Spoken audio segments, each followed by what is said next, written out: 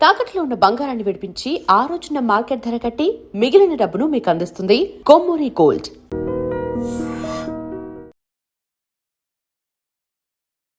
Hi hello నమస్తే, welcome back to our channel. నేను మీ వైషు. ఎమోషన్స్ని మనం కంట్రోల్ చేయాలా, ఎమోషన్స్ మనల్ని కంట్రోల్ చేయాలా? అయ్యో అప్పుడు అతన్ని తిట్టకపోయింటే బాగుండేది, అయ్యో అప్పుడు అలా చేయకపోయింటే బాగుండేది అని చాలామంది ఫీల్ అవుతుంటారు. But listen to your heart అని కూడా అంటుంటారు కదా. అంటే మనకి ఎమోషన్ వచ్చింది, అప్పటికప్పుడు దాన్ని బయట పెట్టడం ఇంపార్టెంటా, లేదంటే దాన్ని ఆలోచించి దాని గురించి తర్వాత ఎప్పుడో దాని గురించి అప్పుడు నువ్వు నన్ను ఇలా అన్నావు, నాకు అప్పుడు కోపం వచ్చింది, నేను అప్పుడు చెప్తే అది ఇబ్బంది అయ్యేది, అందుకని ఇప్పుడు మాట్లాడుతున్నాను అని అలా మాట్లాడడం కరెక్టా? ఈ విషయం గురించి మాట్లాడడానికి ఈరోజు నాతో పాటు డాక్టర్ హరీష్ ధనేటి గారు ఉన్నారు. సార్తో మాట్లాడదాం. హలో సార్, నమస్తే. నమస్తే. ఎలా ఉన్నారు? Super good. ఎలా ఉన్నారు? నేను చాలా బాగున్నాను. చెప్పండి. సో ఎమోషన్స్ మనల్ని కంట్రోల్ చేయాలా, మనం ఎమోషన్స్ని కంట్రోల్ చేయాలా? అదే టైంలో లిజన్ టు యువర్ హార్ట్ అంటారు కదా. అప్పుడు లిజన్ టు యువర్ హార్ట్ అంటే ఆ నిమిషం మనకేమనిపించిందో అలా చేయడం కదా. మరి ఎమోషన్స్ని మనం ఎలా ఆపుకొని ఎప్పుడో ఇది అయిపోయిన తర్వాత అప్పుడు నువ్వు నన్ను అలా అన్నావు అందుకే నాకు కోపం వచ్చింది అని మనం మాట్లాడగలమా? యా యా యా మంచి క్వశ్చన్. యాక్చువల్గా చాలా ప్రొఫౌండ్గా ఇంపార్టెంట్, మనకి లైఫ్లో రియల్ లైఫ్లో ఫేస్ చేసేది. అయితే నేను దీని బ్యాక్గ్రౌండ్ చెప్తా, ఓకే. దాన్ని అర్థం చేసుకుంటే మీకు ఇవన్నీ అర్థమవుతాయి.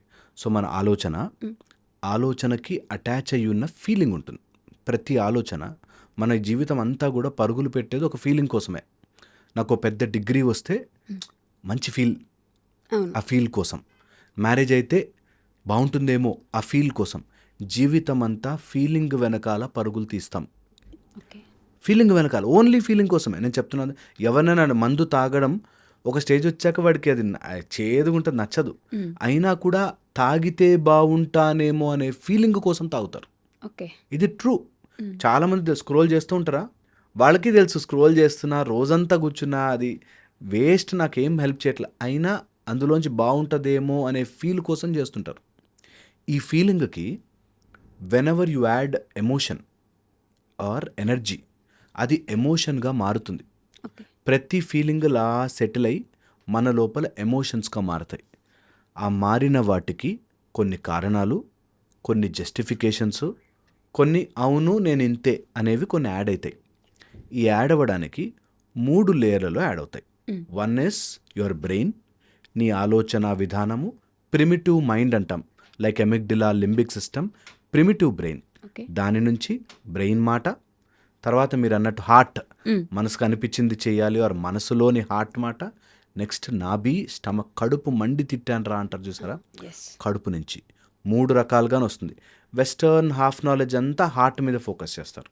ఓకే, హార్ట్, లవ్, ఇదంతా హార్ట్ అనుకుంటారు. యాక్చువల్గా ఇదంతా మన స్టమక్, మన అబ్డామిన్, గట్ అంటాం. ఆ గట్ నుంచి వస్తుంది. సో 3 లేయర్స్గా ఎవరు ఎలా ఆపరేట్ చేస్తారో వాళ్ళ ఎదుగుదలను బట్టి, వాళ్ళ అండర్స్టాండింగ్ని బట్టి ఉంటుంది. బట్ 3 సైమల్టేనియస్గా పనిచేస్తూ ఉంటాయి. సో మన ఎమోషన్స్ ముందు ఎక్కడ దాగి ఉన్నాయి? 3 ప్లేస్లో. బ్రెయిన్ నుంచి వస్తుంది ప్రిమిటివ్, హార్ట్ నుంచి వస్తుంది ఫీలింగ్, గట్ నుంచి వస్తుంది ఎమోషన్. 3 లేయర్లుగా చెప్పాను. సో నవ్వు మీరు అన్నట్టు ఎప్పుడైనా ఎమోషన్ వచ్చేస్తే, సడన్గా వచ్చేస్తే నేను రియాక్ట్ అవ్వాలా లేదా దాచిపెట్టుకుని నొక్కేసుకోవాలా అన్నది. ఓకే, సో మనని మనం లోపల నుంచి ఎమోషనల్లీ స్ట్రాంగ్ చేసుకుంటూ వెళ్ళడం అంటే అర్థం, నాకు లోపల నుంచి ఒక ఎమోషన్ వస్తుంది, రావడం సహజం, దాన్ని నేను ఎలా ప్రాసెస్ చేయాలి అన్నది నా చేతిలో ఉంటుంది. ఓకే, నాకు కోపం వచ్చింది, నేను తిట్టాలా వద్దా అన్న దగ్గర విచక్షణ అని వస్తుంది. That discrimination of I should do it or not. ఎవరైతే చెయ్యాలి అని అనిపిస్తుంది కానీ చెయ్యలేని పొజిషన్ వల్ల ఆగిపోతారో వాళ్ళు సఫర్ అవుతారు. ఎమోషన్ వచ్చింది, ఆ ఎమోషన్ని నాకు చెప్పాలని ఉంది, కానీ వాడు నన్ను ఉల్టా ఏమని అంటాడేమో ఆర్ నేను బ్యాడ్ అయిపోతానేమో అని నొక్కుకోవడం వల్ల పాయిజనస్ అవుతుంది. సఫర్ అవుతారు ఖచ్చితంగా. ఎమోషన్ వచ్చింది, బట్ నేనే లోపల దాన్ని ప్రాసెస్ చేసుకుని, ఇప్పుడు ఒక డాగ్ రోడ్డు మీదకి వెళ్ళగానే బౌ బౌ బౌ అని అరిచింది అనుకుందాం, స్ట్రే డాగ్. ఓకే, నేను కూడా మోకాళ్ళ మీద కూర్చుని నేను కూడా దాంతోపాటు బౌ బౌ బౌ బౌ అని అరవాలి అనేది అంటే ఎప్పుడు అది రాంగ్ కిందకే లెక్క కదా. అలాగే మనం కొన్ని ఎమోషన్స్ వచ్చినా వీళ్ళు అర్థం చేసుకోరు. వాట్స్ ద పాయింట్, చెప్పి నా ఎనర్జీ ఎందుకు వేస్ట్ చేసుకోవాలి అని ఆలోచించగలగడం సెకండ్ స్టెప్. ఓకే, ఇలాంటప్పుడు మనకి బాధేస్తుంది, బట్ ఆ ఎమోషన్ మనని ట్రాప్ చేయదు. మ్. ఓకే, థర్డ్ లెవెల్ ఉంది, అసలు అది ఎమోషన్లోకి సర్జ్ అవ్వదు. చాలా జరుగుతాయి ఈ ప్రపంచంలో, వీళ్ళందరినీ ఎక్కడ మారుస్తూ కూర్చుంటా నేను? నాకు I have lot of things to do. Okay, అందుకని కాస్త దూరం పెట్టినా చాలు. నాకు అలాంటి విషయాలు నా బ్రెయిన్కి ఎక్కకూడదు. నిజంగా చెప్తున్నాను కదా, ఎంత వర్క్ చేస్తున్నా తలదించుకుని నా పని నేను చేసుకుంటే ఏమీ అడ్డు రావు, ఎవ్వరు అడ్డు చెప్పరు. ఇబ్బంది పెడుతుంది, జస్ట్ పుష్ దట్ అవే. ఇలా చేయగలిగితే అసలు ఎమోషన్ లోపల కలెక్ట్ అవ్వడము, ఆ ఎమోషన్ డిస్రెగ్యులేట్ అవ్వడము జరగదు. ఓకే. ఓకే, 3. సో ఫస్ట్ వచ్చేసి ఎమోషన్ వచ్చింది, అరవాలి అని అనిపించింది, కానీ వాడి పొజిషన్ వల్ల బాస్ మీద అరవలేం, లేకపోతే అమ్మా నాన్న వాళ్ళ మీద అరవలేం, లేకపోతే కొంత భార్య భర్త గొడవల మధ్యలో గొడవ పెద్దదైపోయి డైవర్స్ దాకా వెళ్ళిపోద్దేమో అని నొక్కుంటారు. సో అలాగా చెప్పాలని ఉంటుంది, కానీ భయపడి చెప్పలేకపోవడం, ఓకే. అది పాయిజనస్గా మారుతుంది.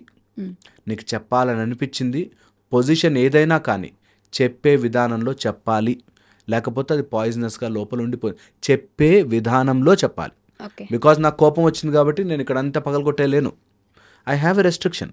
నేను చెప్తా, ఇది నచ్చలేదు, మేబీ ఇది కరెక్ట్ కాదు, దిస్ ఇస్ నాట్ రైట్ అని చెప్పగలగాలి. ఎదుటివాడు ఎంత పొజిషన్లో ఉన్నా సరే, ఎంత పొజిషన్లో ఉన్నా సరే. లేదా చెప్పలేము, కొన్నిసార్లు మన కండిషనింగ్ మన ఆపుతుంది. దట్ నేను చెప్పను, వాళ్ళు విన్నారేమో చెప్పరేమో. అదే అర్థం చేసుకుని దట్ నేను ఇన్ని రోజులు ఒక కండిషనింగ్లో పెరిగి నాకు ఇలా ఉంటే కోపం వస్తుందే. ఓకే, వాడు కొన్ని సంవత్సరాలుగా ఒక కండిషన్లో ఉండుంటాడు కదా, ఆ కండిషన్కి వాడు అలా బిహేవ్ చేయుండొచ్చు కదా, చేసుండొచ్చు కదా అనేది ఇంపార్టెంట్. ఓకే, మళ్ళీ చెప్తా పాయింట్, చాలామందికి ఎక్కదు. ఇది నిజంగా థెరపీ. మా దగ్గరకు వస్తే ఇదే థెరపీ చేస్తాం. దట్ నీకు కోపం రావడానికి కారణాలు ఉండొచ్చు, వాళ్ళు అలా బిహేవ్ చేయడానికి కారణాలు ఉండకూడదు. ఓకే. ఎలా, హౌ కదా. సో ఇది నిజంగా మనం ప్రాసెస్ చేసుకోవాల్సింది. అంటే అథారిటేటివ్ వేలో వాళ్ళు కోపం పడి ఉండొచ్చు కదా మన మీద, వాళ్ళు అలా. అబ్సల్యూట్లీ, వాళ్ళకి మన అథారిటీ ఇస్తున్నాం కదా. మన మీద ఒకళ్ళు అథారిటీ చూపిస్తున్నారు అంటే వాళ్ళకి మనం అథారిటీ ఇచ్చాం. ఫర్ ఎగ్జాంపుల్, ఒక స్కూల్లో జాయిన్ అయ్యాము అంటే ఆ స్కూల్ ప్రిన్సిపల్కి మనం రాసిస్తాం అథారిటీ. ఓకే, సేమ్ వే ఒక రిలేషన్షిప్లో ఉన్నాము అంటే అందులో అథారిటీ మనమే ఇస్తాం, మన బౌండరీ ముందే గీసుకుని ఉంటే. ఓకే, ఆటోమేటిక్గా వాళ్ళు సెటిల్ అయిపోతారు. కొన్ని రోజులు అలజడి ఉంటుంది, then they will understand this fellow is not going to change అని తెలుస్తుంది. ఇవి తప్పులు వీళ్ళ దగ్గర నేను చెయ్యలేను అని తెలుస్తుంది. ఒక ఎగ్జాంపుల్ చెప్తాను. వాళ్ళ ఫాదర్ అబ్బాయి సిగరెట్ తాగుతుండగా చూశాడు, కొడుకు సిగరెట్ తాగుతుండగా తండ్రి చూసి, నేను ఇప్పుడు మాట్లాడితే వాడి మీద అరిస్తే అది పెద్ద హ్యాబిట్ అయిపోతుందేమో, నా ముందే తాగుతాడు రేపొద్దు నా ముందే తాగుతాడేమో అని చెప్పి వాడు చెప్పకుండా ఆయన సైలెంట్గా వెళ్ళిపోయాడు.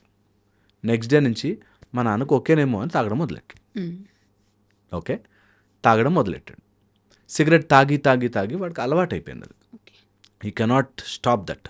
అట్లీస్ట్ మార్నింగ్ వాష్రూమ్ ముందని, లేకపోతే ఫ్రెండ్స్తో ఉన్నప్పుడు ఒకటని, ఇట్లా ఏవో 4-5 లెక్కలు. అది అలవాటై ఒక స్టేజ్ వచ్చాక డబ్బాలు ప్యాకెట్లు అయింది. ఇప్పుడు నేను ఆ రోజు నాకు వచ్చిన కోపానికి అప్పుడే నీకు చెప్పి ఉంటే నువ్వు సెట్ అయ్యేవాడివిరా, కానీ ఇప్పుడు సెట్ కాలేడు, బికాస్ ఆ బౌండరీ దాటేసావు. నువ్వు ఆ రోజే చెప్పుండాలి. Exactly. So my point is, చెప్పాలి అనుకున్నది వాడేమనుకుంటాడో వీడేమనుకుంటాడు చెప్పే విధానంలో, తర్వాత వాడు స్పాయిల్ అవ్వాలి అనుకుంటే it's their headache, their life pattern. Okay, అందులో నో గోయింగ్ బ్యాక్. నేను చెప్తున్నాను కదా, పేరెంట్స్కి మేము పేరెంటల్ టీచింగ్ చేస్తున్నప్పుడు చెప్తాం, పిల్లల భవిష్యత్తులు మార్చేస్తామనడానికి మంత్రాలు లేవు, ప్రోగ్రాములు లేవు, నువ్వు ట్రై చేయడానికి మాత్రమే ఉన్నాయి. తర్వాత వాళ్ళ తలరాతలు ఎట్లా తీసుకెళ్తే అలా నిశ్శబ్దంగా చూడడమే, ఏమీ చేయలేం. నేను ఎంతోమందిని చూశాను అట్లాగా. అందుకని నీ ఎమోషన్స్ వచ్చినప్పుడు చెప్పే విధానము నేర్చుకోండి, పిల్లలకు కూడా నేర్చండి. Emotions are natural. ఆ ఎమోషన్కి రియాక్ట్ అవ్వడం ఈజ్ నాట్ న్యాచురల్. నువ్వు నాకు కోపం వచ్చింది, ఇష్టం వచ్చిన బిహేవ్ చేయను. కోపం రావడం న్యాచురల్. నాకు కొన్ని నచ్చవు, కోపం వచ్చింది, ఆ కోపాన్ని నేను ఎలా తీసుకెళ్తాను అనేది న్యాచురల్. చాలా మంది దాన్ని జస్టిఫై చేసుకుంటారు. అదే నీకు తెలుసు కదా నాకు కోపం వస్తే నేను ఎలా చేస్తాను, అప్పుడు నువ్వు నాకు కోపం తెప్పికుండా ఉండాల్సింది కదా. అది ఎగ్జాక్ట్లీ, అది బాధ్యత కాదు ఎవరిది. ఓకే, నాకు ముళ్ళు గుచ్చుకుంటే రక్తం వస్తుందని తెలిసి ఓ రోజా పువ్వు ముళ్ళు లేకుండా పెరగదు. అంతే. అది ఎంత న్యాచురల్. నీకు తెలుసు కదా నాకు గుచ్చుకుంటుందని చెప్పి నువ్వు అలా చెయ్యలేవు. ఎవరో ఎలా, that's the recipe for suffering అంటారు. నేను ఆనందంగా ఉండడం కోసం నువ్వు సరిగ్గా బిహేవ్ చేయాలి. నేను హ్యాపీగా ఉండడం కోసం నాకు అది కోపం తెప్పిస్తుంది కాబట్టి నువ్వు మారుతూ ఉండాలి అనేది is always a recipe for suffering. వాళ్ళు విన్నారా, వాళ్ళు సఫర్ అవుతున్నారు. వినలేదా, మీరు సఫర్ అవుతున్నారు. సఫరింగ్ అంతే. నిజంగా కూడా ఒకడు మారుతాడు, నువ్వు నాకు రెడ్ షర్ట్ వేసుకుంటే నచ్చలే అన్నాడు అనుకో ఎవరన్నా, సరే నీకోసం బ్లూ వేసుకుంటారా అన్నాడు. రేపు పొద్దున బ్లూ కూడా నచ్చలేదంటే, ఎల్లో కూడా నచ్చలేదంటే, నవ్ వాట్?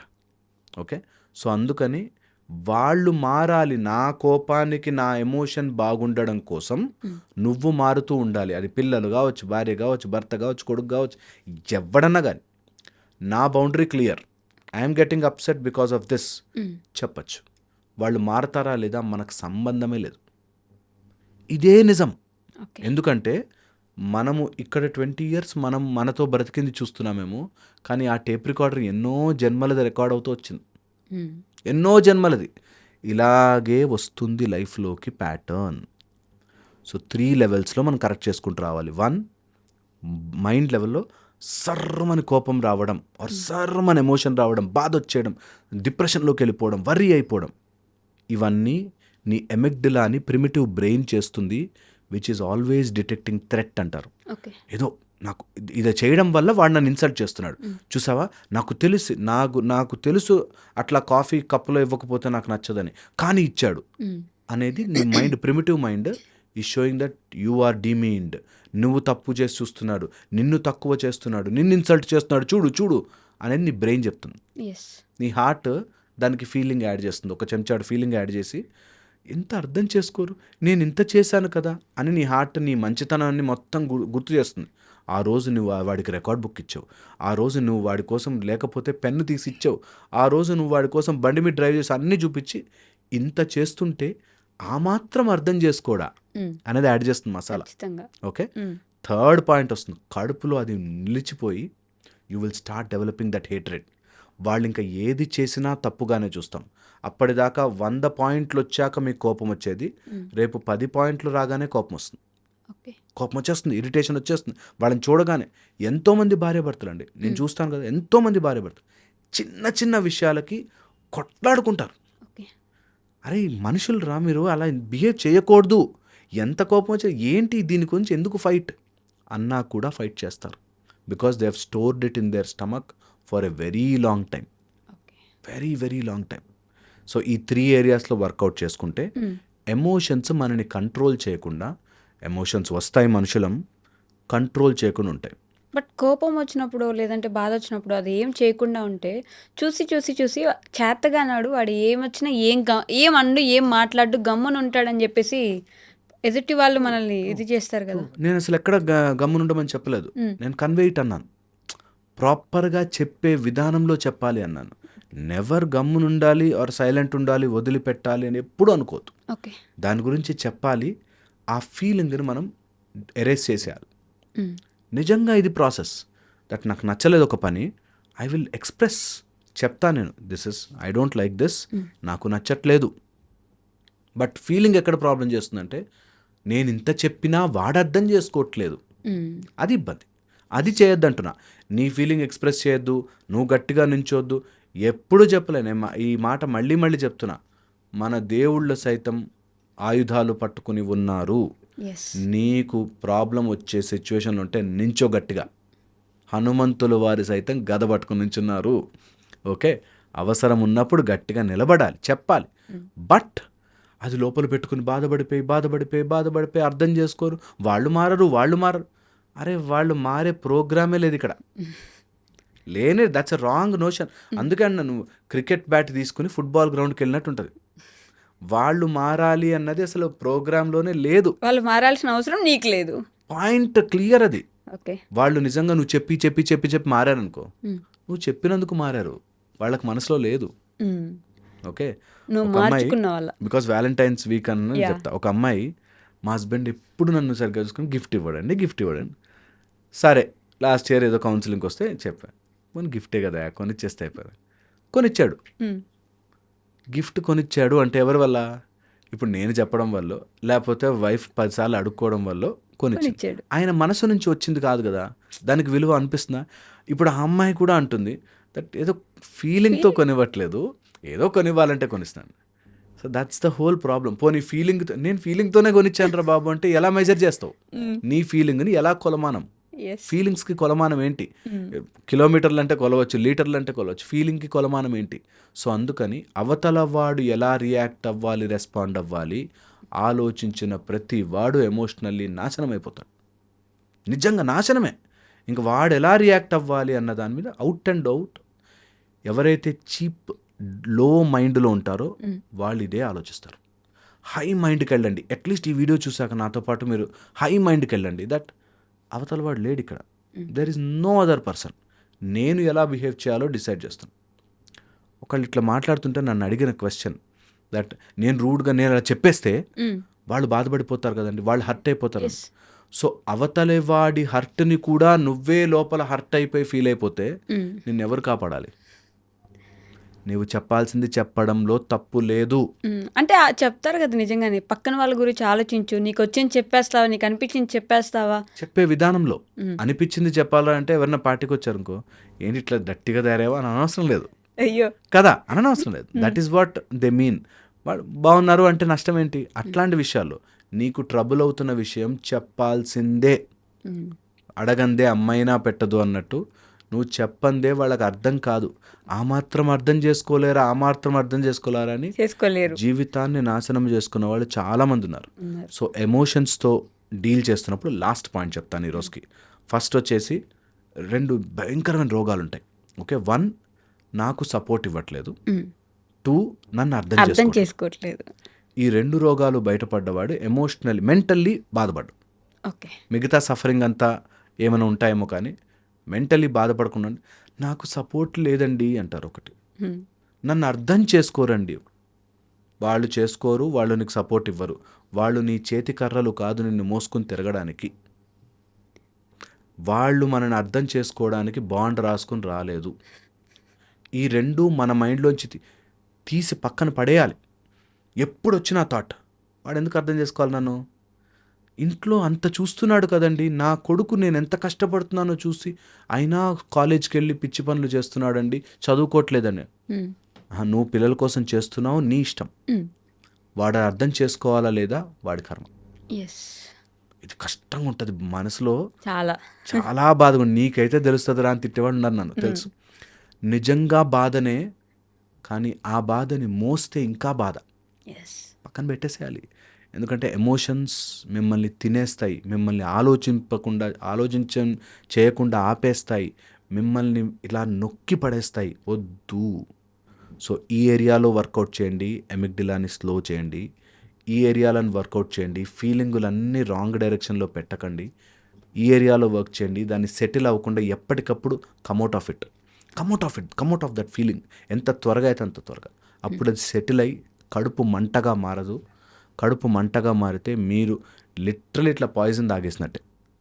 అది హోల్డ్ చేసుకొని పెట్టేసుకోకండి, ఎక్కడికక్కడే క్లియర్ చేసేసుకోవాలి. Emotions are like dust. ఎప్పటికప్పుడు దులుపుకుంటూ ఉండాలి. కారు తుడుచుకుంటాం కదా, బండి తుడుచుకుంటాం కదా, ఇల్లు తుడుచుకుంటాం కదా, అలాగే మైండ్ తుడుచుకోవాలి.